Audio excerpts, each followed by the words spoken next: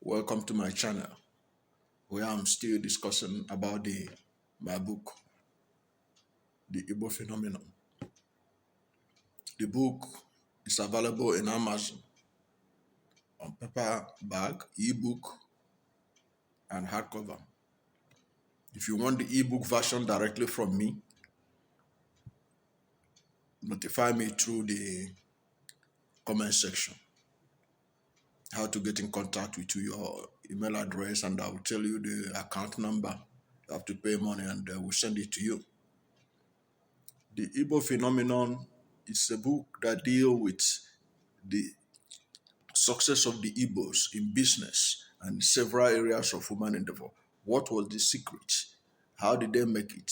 Now, one of the secrets we are going to look at today, one of the things they do which makes them successful in business, because right now I'm discussing the business angle, the success of the Igbos in business and entrepreneurship, is that the Igbos are very frugal. The Igbo businessmen are frugal. That is, they don't embark on extravagant expenses. They don't involve in living beyond their means. They are very frugal. They don't buy what they don't need. They don't like to show off. They don't spend money anyhow. They are very, very frugal. They value money a lot. So they are very frugal in its expenditure. They know that money can multiply. They know that the essence of having money is not to just spend it. It is to spend it in areas that it will multiply. That is why they are very frugal. They don't spend extravagantly. You see some of them when they started out in business, after they were settled by their organ, some of them who are not settled with big amount of money, you see them sleeping in their shops. There are many Igbo billionaires today who started by sleeping in their shop.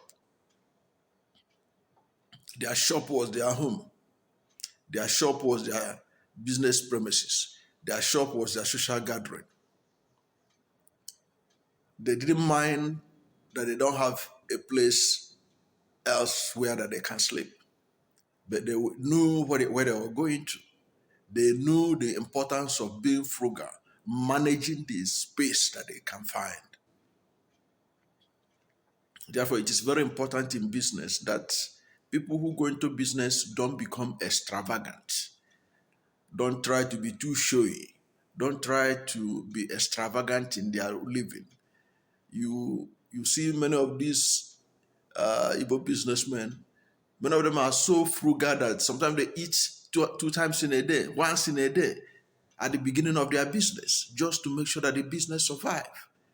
They were not interested in what they were wearing, and they were not interested in wearing gold wristwatches.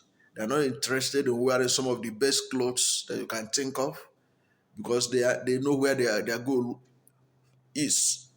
That is to succeed in business. So they keep on being frugal.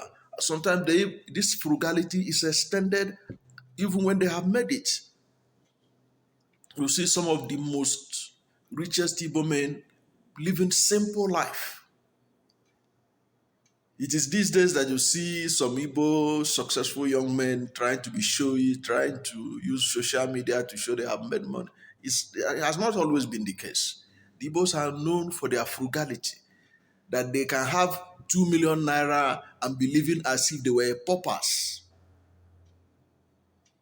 Legends have been made about the Igbos' propensity for frugality, just like the Jews. The Jews are also one set of people also that are very frugal.